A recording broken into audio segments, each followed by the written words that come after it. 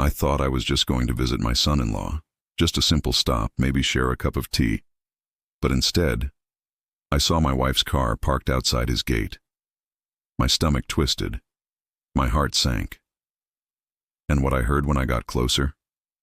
It shattered the very foundation of my life and set me on a path of revenge that no one saw coming.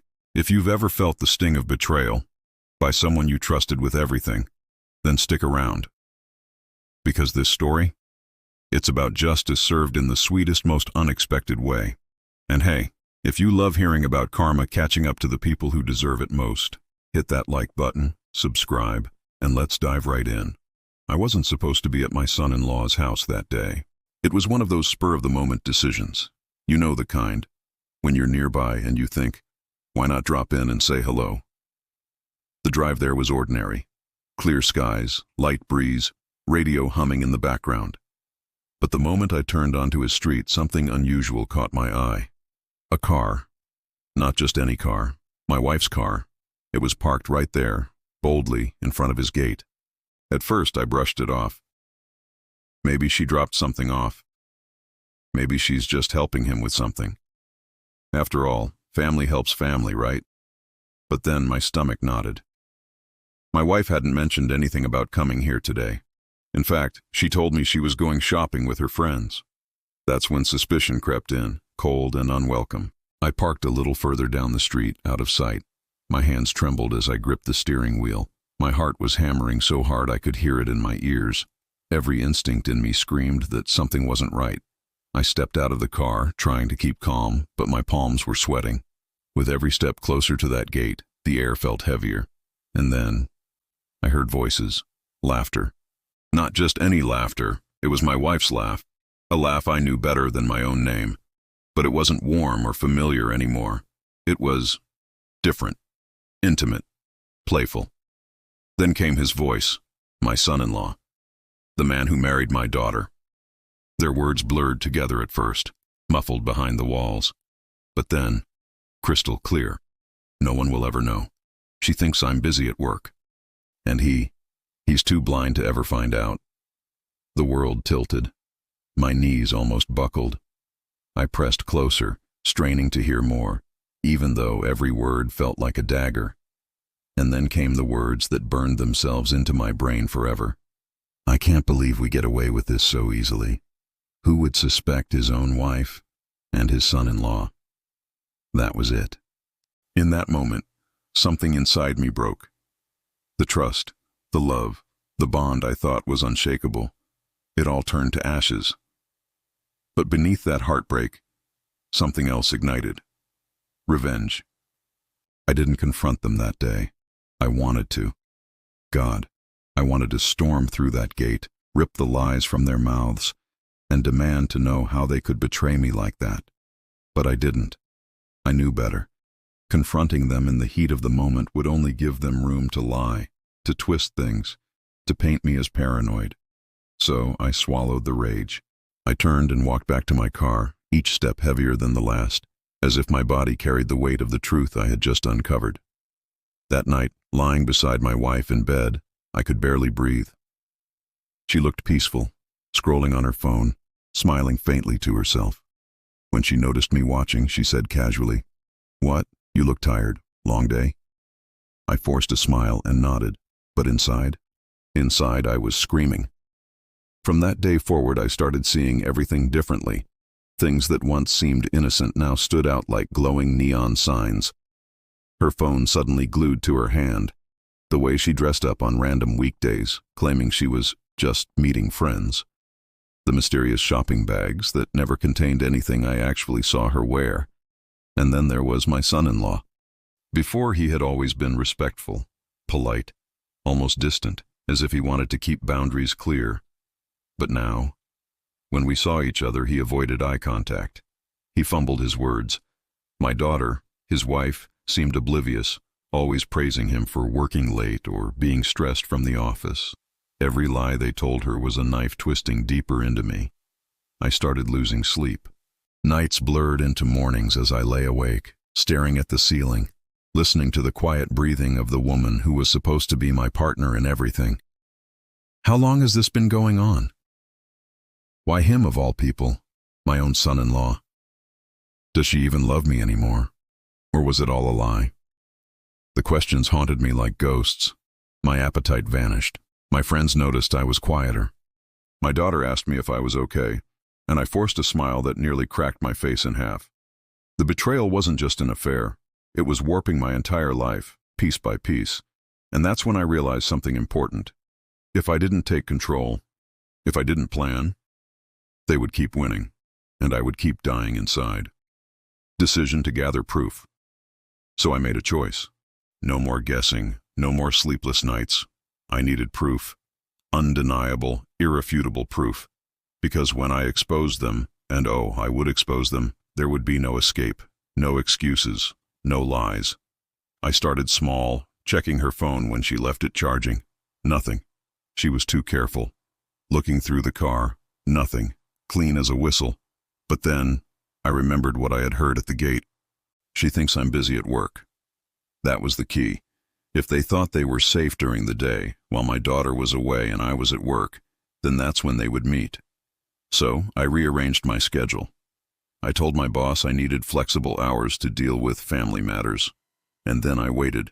The first time I followed her, my heart nearly exploded. I stayed a few cars back, trying not to be obvious.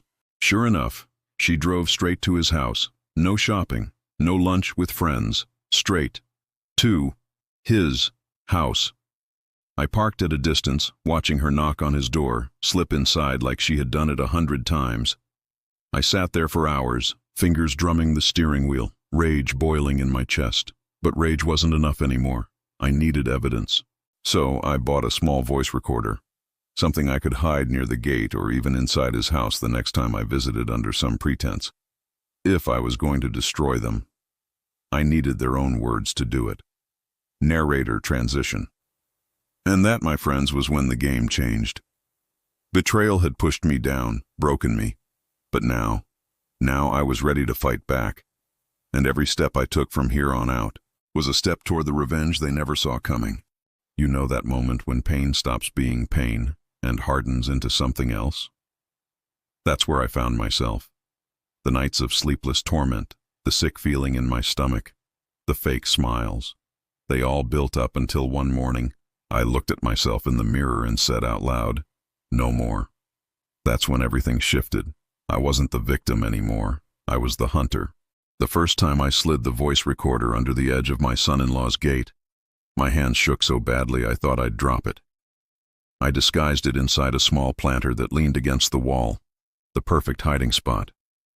Then I walked away, pretended to go about my day, but inside I was counting the minutes until I could return. Hours later, when I finally retrieved it, I sat in my car with the device in my palm, sweating. And then I pressed play. At first, just muffled sounds, doors closing, footsteps, and then laughter. That same laughter that had haunted me the first day at the gate. "God, you drive him crazy with all those excuses. You're brilliant." Her voice, "Please stop. Don't make me laugh. He has no idea." Then, silence.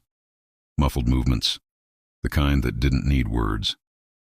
I sat frozen, gripping the steering wheel so tightly my knuckles turned white. There it was, the undeniable truth. Their affair, captured in their own words and actions. I had them. Psychological shift. And let me tell you something. The strange thing about catching liars red-handed, there's a calm that comes with it. Before, I was restless, desperate, drowning in doubt. Now I was laser-focused. Every smile she gave me, every lie she told, it no longer broke me. It fueled me. Because I knew the day was coming. The day I would expose them both, not in whispers, not in accusations, but in a way that would leave no room for escape. Gathering more ammunition. But one recording wasn't enough. I wanted more. I needed an arsenal of truth so powerful that when I finally revealed it, they would have no choice but to collapse under the weight of their own betrayal. So I kept at it. Day after day, I found excuses to drive past, to drop off the recorder, to collect it later. I caught them talking about meeting at hotels. I caught her mocking me, saying I was too dull to ever notice. I caught him laughing about how easy it was to fool my daughter. Every word, every cruel laugh was another nail in their coffin. The turning point, choosing revenge. The real question was no longer, are they cheating? It was, how do I destroy them in a way they'll never forget? I had 100 options swirling in my mind. Expose them to my daughter immediately. Confront them in private. Blast the recordings across the entire family group chat. But none of that felt big enough. No. If they wanted to play their games in the dark, then I would bring them into the brightest spotlight possible. So I came up with a plan. A plan that would not only ruin their little secret, but would do it in front of the very people whose respect and trust they valued most. And when that day came, when I finally set my plan in motion, it was nothing short of devastating. Because you see, betrayal cuts deep, but public humiliation, that leaves scars that never heal. Waited. Not days, not weeks, months. Because revenge isn't something you rush. It's something you serve at the perfect moment, when the knife cuts the deepest. And that perfect moment presented itself like fate. My daughter's birthday. She planned a big dinner. Family, close friends, neighbors. The kind of gathering where everyone laughs, clinks glasses, and pretends life is picture perfect. And my wife? She was thrilled. She spent weeks planning, shopping, making sure everything was flawless. The irony wasn't lost on me, because what she didn't know was that I had spent those same weeks preparing too, not for a party, for an execution. The calm before the storm. That night, the house buzzed with energy. Laughter filled the air, glasses clinked. My daughter was glowing, her friends toasting her. I stood in the corner, smiling, nodding, playing my role as the quiet father, the steady presence. But in my pocket, a small USB drive sat, loaded with hours of recordings, proof of every lie, every whisper, every betrayal. The toast. When the dinner wound down, it was time for speeches. My son-in-law went first, raising his glass to praise my daughter, his beautiful wife. His words dripped with charm, his smile smooth and convincing. Everyone clapped. My daughter blushed. And that was when my wife nudged me. "Your turn," she whispered, smiling. She had no idea she had just handed me the stage. I stood, cleared my throat, and looked around the room. Every face expectant, every eye on me. Tonight we celebrate my daughter, a woman who deserves honesty, loyalty, and love.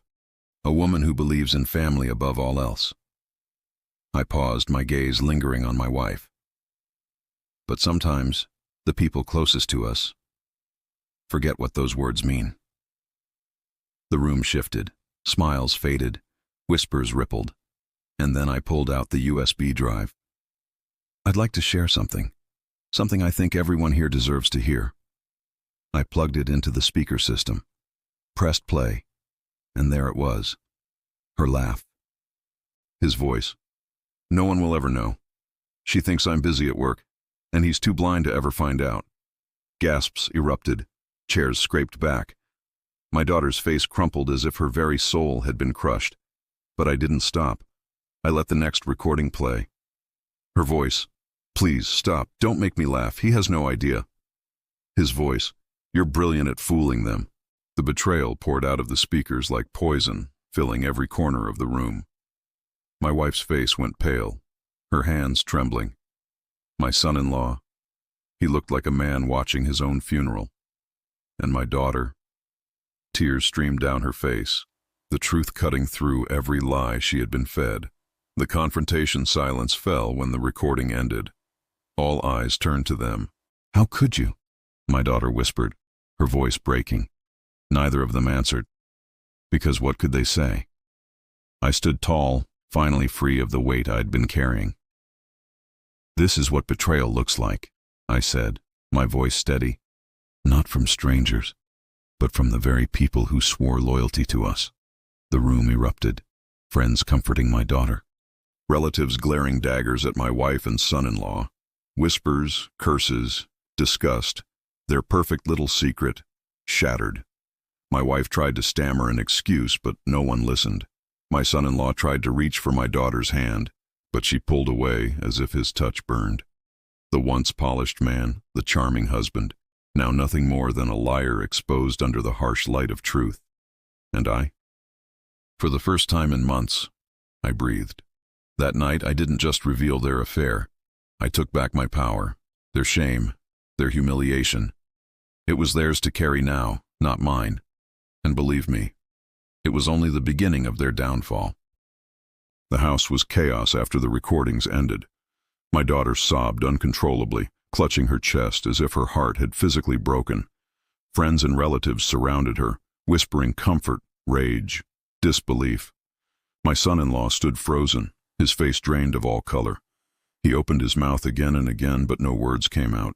The man who once had an answer for everything, silenced by the truth. And my wife. She didn't cry. She didn't scream. She just sat there, trembling, her eyes darting from me to the floor, unable to meet anyone's gaze. It was the silence that hit me hardest. The silence of shame. The silence of knowing there was no way out. That night, my daughter packed a bag and left with me. She couldn't stay another second in the same house as the man who betrayed her, and me. The next morning she filed for divorce. No hesitation, no second chances. She told me later, through tears, "You didn't just save me from him, Dad. You saved me from wasting years of my life on a lie." Those words, they cut deep, but they also healed something inside me. As for my wife, when the dust settled, she tried to beg. She tried to say it was a mistake, that it didn't mean anything. But how do you forgive betrayal with your own family? How do you forgive someone who laughs behind your back, conspires with the man your daughter calls her husband? I couldn't. I wouldn't. The divorce papers were on her desk within a week. She signed them in silence. And just like that, decades of marriage were reduced to ashes. Word spread fast. Family gossip moves quicker than wildfire, and soon everyone knew. My son-in-law's reputation shattered. He lost friends, respect, even his job, because his boss happened to be at that dinner too. He went from polished professional to a man people crossed the street to avoid. Every glance was a reminder. Every whisper was a knife. And the best part, he had done it to himself. People ask me sometimes if I regret it, if exposing them in such a brutal public way was too much. And here's my answer. Betrayal doesn't deserve quiet. It doesn't deserve mercy. It deserves truth. Raw, unflinching truth. Because truth has a way of burning away the lies and leaving only the ashes behind. Yes, I lost a marriage. Yes, my daughter lost a husband. But we gained something far more valuable. Freedom. Clarity. The strength to rebuild. And sometimes, that's the only revenge you really need. If this story taught me anything, it's that betrayal cuts deepest when it comes from those closest to us. But no matter how dark the lies, the truth will always find its way out. And when it does, justice follows right behind. If this story gave you chills, hit that like button and subscribe for more powerful revenge stories. And tell me in the comments, what is the most jaw-dropping act of betrayal you've ever witnessed? Trust me, I read them all, and some of your stories deserve to be told too. When that last recording ended, the silence in the room was deafening. Then came the explosion. "What the hell is this?" My brother-in-law barked from across the table, slamming his fist down. No, this isn't real," my wife stammered, her voice shaking. But my daughter cut her off with a scream that shattered the room. "Mom, how could you? With him?" Her sobs tore through me like glass, because I knew I wasn't the only victim. My daughter had just lost everything in one moment. My wife shot to her feet, hands trembling, eyes darting to me. "Please, it's not what it sounds like. We were confused, But the room erupted in shouts. "Confused?" someone yelled. "That's your son-in-law!" Another spat. I didn't say a word. I just watched her drown in her own excuses. Finally, she turned to me, her face pale, her voice barely a whisper. "Please don't do this to me. Don't ruin us like this." I looked her dead in the eyes. "You ruined us the day you walked through his door." Meanwhile, my son-in-law sat frozen, sweat dripping down his temples. My daughter, shaking, demanded, Tell me it's not true. Tell me right now, and I'll believe you. But he couldn't. He just sat there, lips trembling, eyes fixed on the table. That silence was louder than any confession.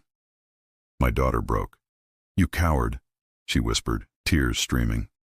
"You let me believe in you. You let me defend you." When she ripped off her wedding ring and threw it at him, it clattered across the table like a gunshot. People left in disgust. My wife tried to chase after me as I walked out, but I slammed the door shut before she could reach me. That night, she didn't come home. The next morning, she was gone when I woke up, probably too ashamed to face me. But shame doesn't erase betrayal, and betrayal doesn't get second chances. When the papers were drawn up, she tried to resist. She begged me not to go through with it, said we had too much history, but history doesn't erase the sound of her laughing with my son-in-law while mocking me.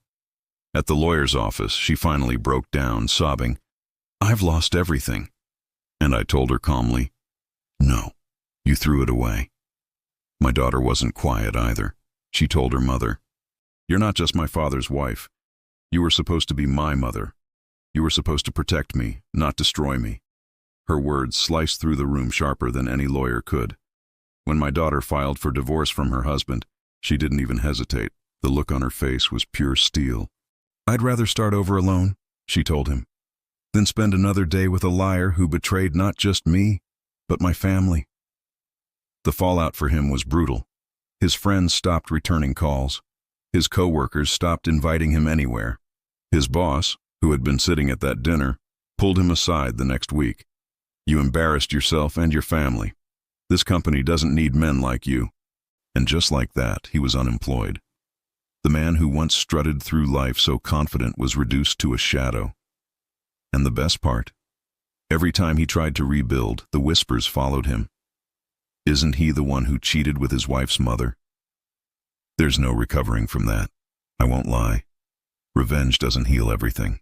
Even after exposing them, I still lay awake some nights, staring at the ceiling, wondering why. Why betray me? Why betray her?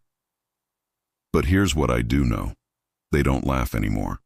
They don't plot behind my back anymore. And the power they stole from me, I took it back, in front of everyone.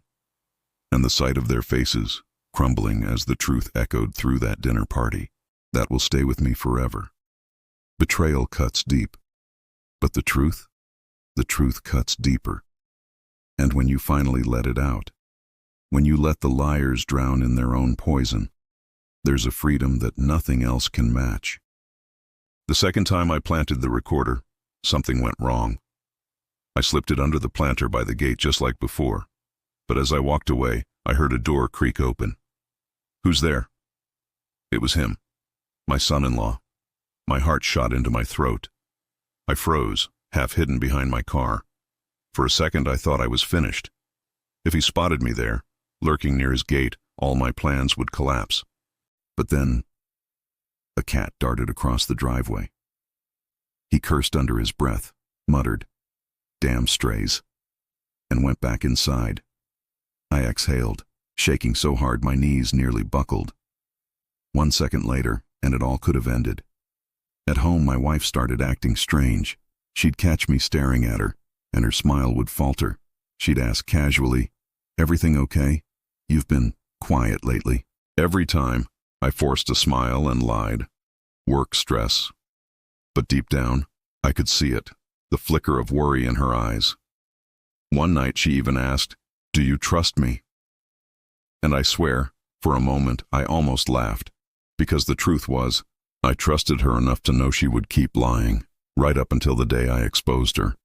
There was another time, weeks later, when I almost lost everything. I'd placed the recorder near the gate again, but when I came back for it, it was gone. Panic gripped me. My hands shook as I searched the bushes, the driveway, the grass, and then I saw it. It had been knocked slightly out of place, half visible in the dirt. I snatched it up and stuffed it into my pocket, my pulse pounding like a war drum.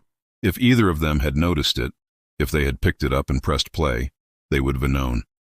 All my proof, all my planning, gone. But luck was on my side. The worst near miss came one night when I was reviewing the recordings. I sat alone in my office, headphones on, listening to the vile laughter of my wife and son-in-law, my fists clenching tighter with every word. Then suddenly, a knock. "Dad?" It was my daughter. I scrambled, yanking the headphones off, nearly knocking the recorder to the floor. "Come in," I said, forcing calm into my voice. She stepped inside, smiling faintly. "Just wanted to say good night." I smiled back, kissed her forehead, and told her I loved her.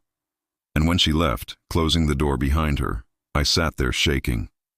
If she had come in 10 seconds earlier, she might have heard everything, and it would have shattered her, before I was ready to protect her with the full truth. These close calls nearly cost me everything, but in a strange way, they also sharpened me. They reminded me that I wasn't just playing with lies, I was holding dynamite, and if I wasn't careful, it could all blow up in my face before I was ready to light the fuse. The morning after the dinner party felt different. The air in the house was heavier, quieter, as if every wall and window had absorbed the screaming, the gasps, the shattered hearts from the night before. I woke up early, not because I wanted to, but because sleep simply refused to come. For hours I lay staring at the ceiling, hearing echoes of my wife's voice on that recording, hearing my son-in-law's laughter when he thought no one else was listening. When I finally sat up, the house was still. My daughter had stayed with me that night, curled up on the couch, refusing to return to her own home. I watched her sleeping there, her face streaked with dried tears. A father should protect his daughter from the world. But what do you do when the danger came from inside her own marriage? From inside my own marriage? I promised myself right then, I wouldn't let either of them hurt her again. Not him. Not my wife. By noon that same day, I was at a lawyer's office. "You want to file for divorce immediately?" the lawyer asked, shuffling through the papers I'd handed him. "Yes," I said flatly. My voice didn't tremble. It was steady, like stone. "Any particular grounds?" I slid a small flash drive across the desk. "Play this." He raised an eyebrow, plugged it into his computer, and after just a few seconds of hearing my wife's voice and my son-in-law's, he stopped.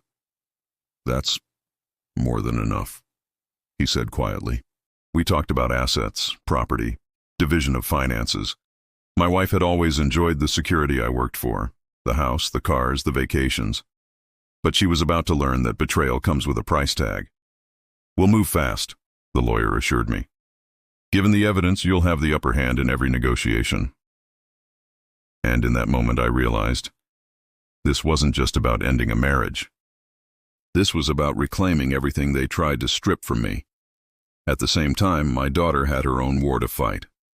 I watched her, broken yet fierce, as she met with her own attorney. Her hands trembled as she signed the first set of papers, but her voice was clear. "I want out. I want my life back." Her lawyer explained the process: separation, division of property, possible custody of the house.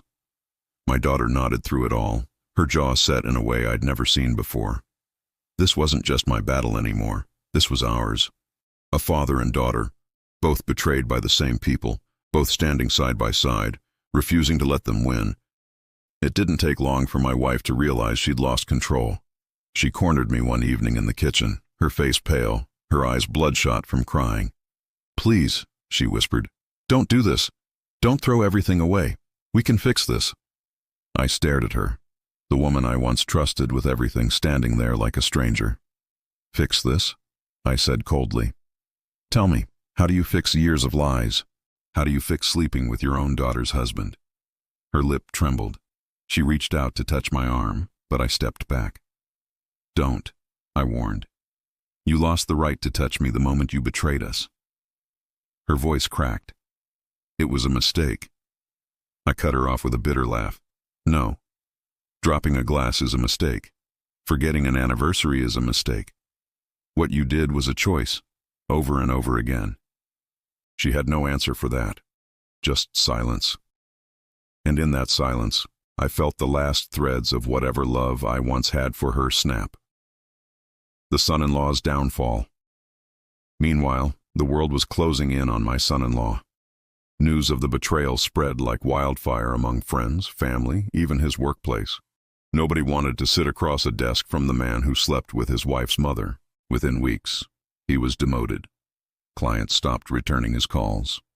His boss, who had been at the dinner that night, made sure everyone knew why. One evening I heard from a friend that he'd been spotted drinking alone at a bar, muttering under his breath, his suit wrinkled, his tie hanging loose. The golden boy who once thought he had everything was crumbling. Courtroom tension. The day we stood in court, I will never forget the look on their faces. My wife sat across from me, her eyes hollow. She didn't bother to dress in the polished way she once did. She looked worn, fragile. My son-in-law was there too, sitting beside my daughter, but not with her. No, he was alone, staring at the table in front of him, unable to meet anyone's gaze.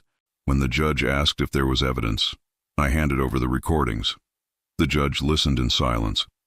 The words of betrayal echoed through the courtroom. You could feel the discomfort in the air. Even the judge's face hardened. When it was over, the decisions were swift. My wife lost her claims to alimony. My daughter was granted the divorce with favorable terms. And the son-in-law, he was ordered to leave the marital home within the month. Justice, at least in legal terms, had been served. But justice didn't end in the courtroom. Family gatherings changed. Where once my wife had been the center of conversation, now she was a ghost. People whispered when she walked in, their eyes sharp with judgment. The son-in-law became a pariah. He lost invitations, lost friends, lost respect. He was the man who broke not just a marriage, but a family. And society has a way of punishing people like that. I didn't need to raise my hand against him. I didn't need to shout. The world did it for me. The months that followed were hard on my daughter. There were nights she cried herself to sleep, mornings when she could barely get out of bed.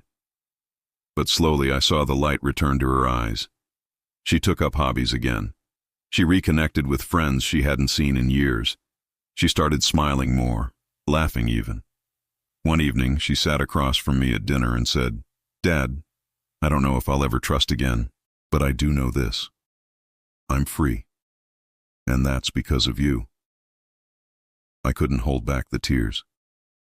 For the first time in months, they weren't tears of rage or grief. They were tears of pride. Of course, my wife didn't give up easily. She showed up one night at my doorstep, drenched in rain, clutching a small suitcase. "I have nowhere to go," she whispered. I stared at her, my heart pounding. For a split second, memories flooded back.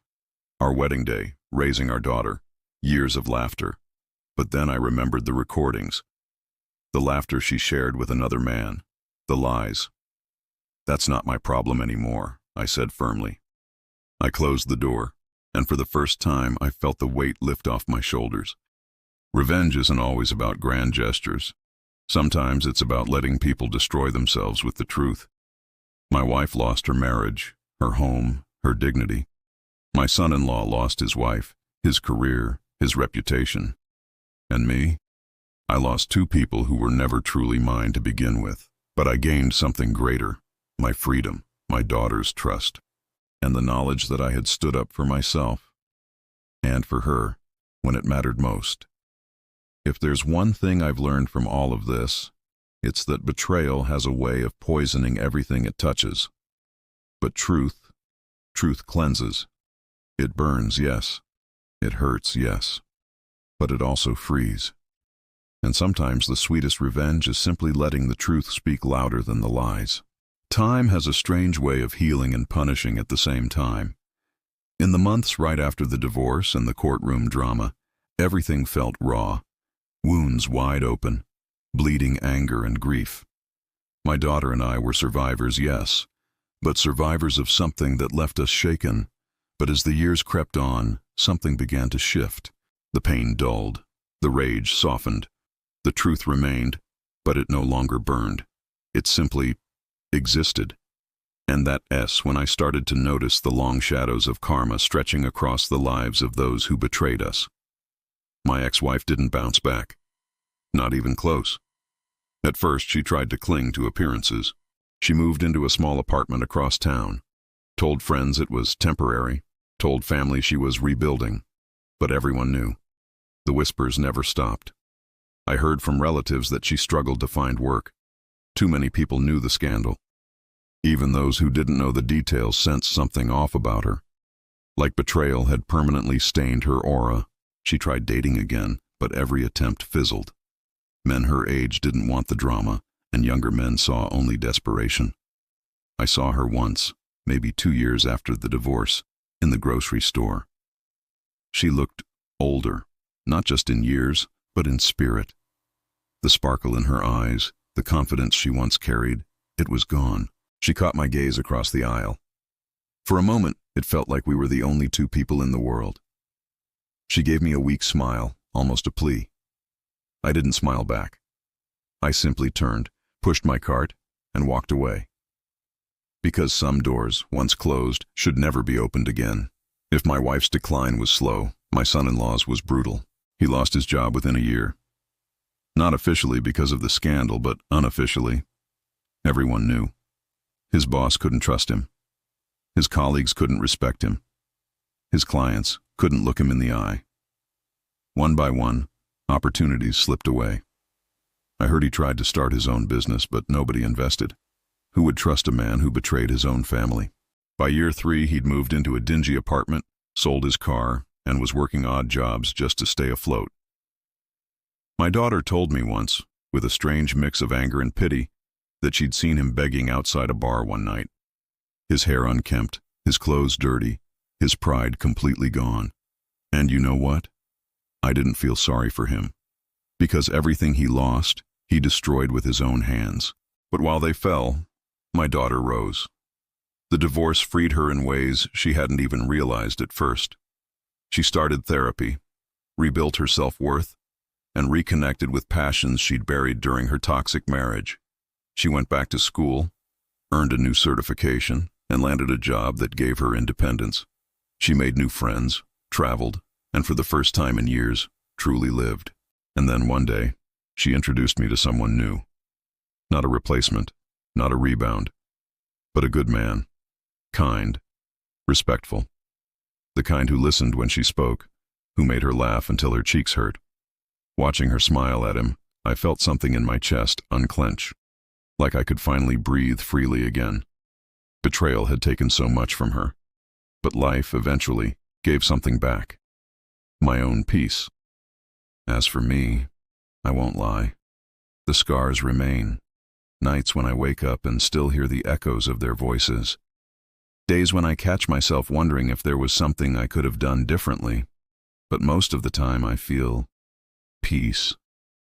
I downsized the house, moved into a smaller place filled with quiet, with books, with the smell of coffee in the morning. My daughter visits often, and when she does, the house feels alive again. Sometimes when we sit together on the porch, she'll look at me and say, "Dad, I don't know how I would be survived if you hadn't been strong." And I always tell her the truth. I wasn't strong. I was broken. But sometimes being broken is what gives you the sharpest edges. The final twist of karma. Years later, I got a call. My ex-wife had been admitted to the hospital. Some illness. The details weren't clear. She was alone. No family by her side. No partner to comfort her. They asked if I wanted to visit. I said no, not out of cruelty, but because some chapters must remain closed. And my son-in-law? Last I heard, he'd left town, drifting from job to job, never staying in one place long enough to build anything. A ghost of the man he once pretended to be. And that's when it hit me. I never had to ruin them. They ruined themselves. I simply made sure the truth was known. Reflection. The nature of revenge. Revenge isn't fire. It's not always an explosion. Sometimes it's ice. It's silence. It is watching from a distance as karma does what it always does. It collects its debt. And the sweetest part? I didn't have to lift another finger. They thought they had played me, laughed at me, humiliated me. But in the end, they destroyed themselves. 15 years have passed since that night. 15 years since the dinner, the recordings, the courtroom, the betrayals. I am not the same man I was back then. My beard is grayer, my back a little stiffer, my mornings slower. But my heart? It's lighter.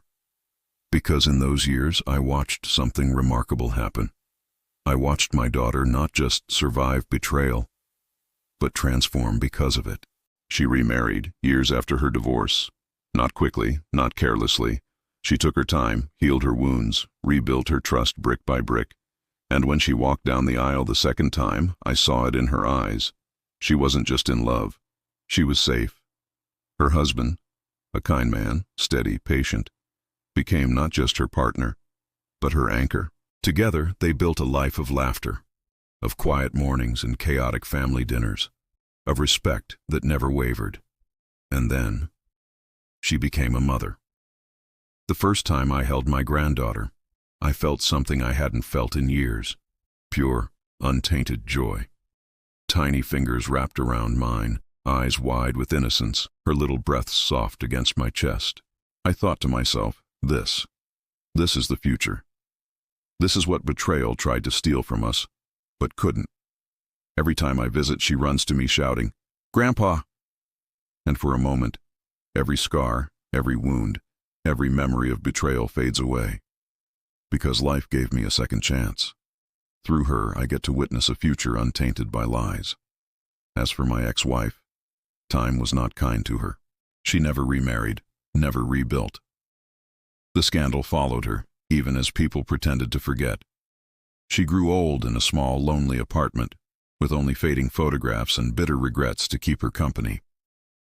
I heard she reached out once, asking our daughter to visit. My daughter said no. She chose her path, my daughter told me firmly, and I chose mine. That was the day I realized just how strong she had become.